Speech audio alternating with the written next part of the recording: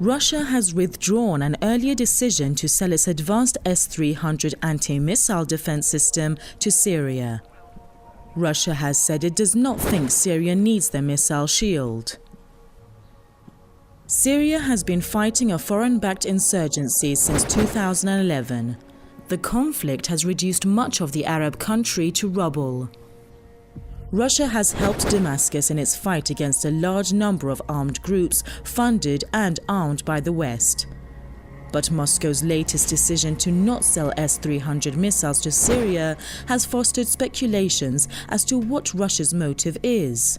Some are calling the move a U-turn on the part of the Kremlin. Moscow's decision may have made many people in Syria doubt Russia's sincerity. It's not a new thing. The question of supplying the S-300s to Syria has been going on for years. And every time Russia tries or begins noises about making those deliveries, Netanyahu rushes to Moscow and there are consultations. This is exactly what happened here. It also, by the way, happened over the question of S-300s to Iran for a long time. There would be requests from the West, from Russia's Western partners, not to do that. And I think it's almost a decade now that Russia has been acceding to these requests. So it's not new.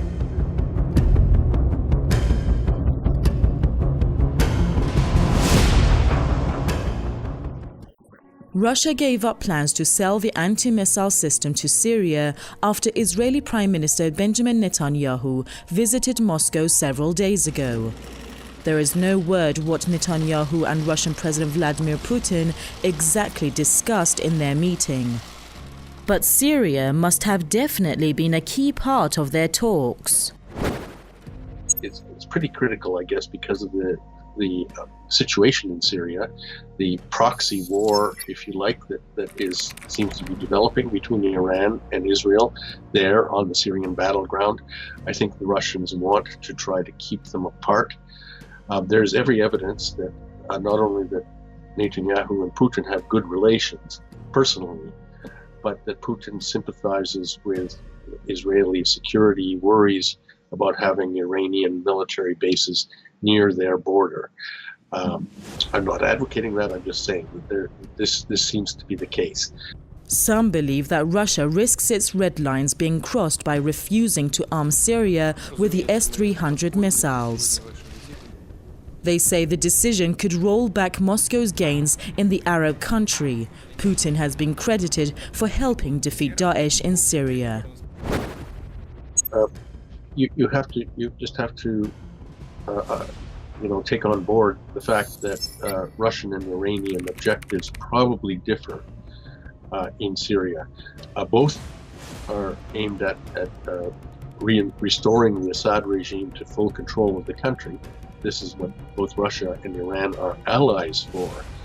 But about long-term objectives, they probably have differences.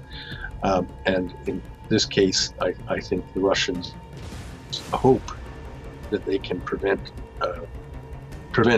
Israel from, reversing any of the gains that Russia and Iran have made together.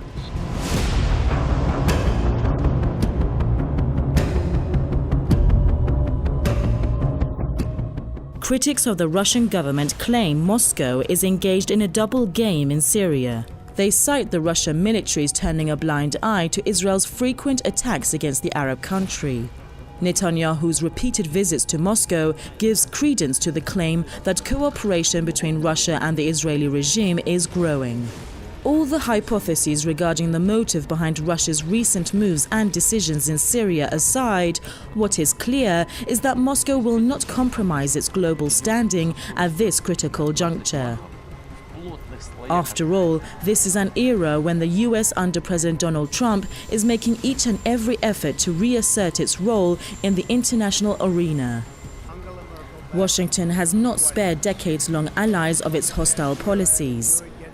In that vein, Russia will be no exception, and the Russian leader is clever enough to understand that his country's prestige and security are at stake, and Syria has been a theatre where it has shown its rise to the level of a global player game.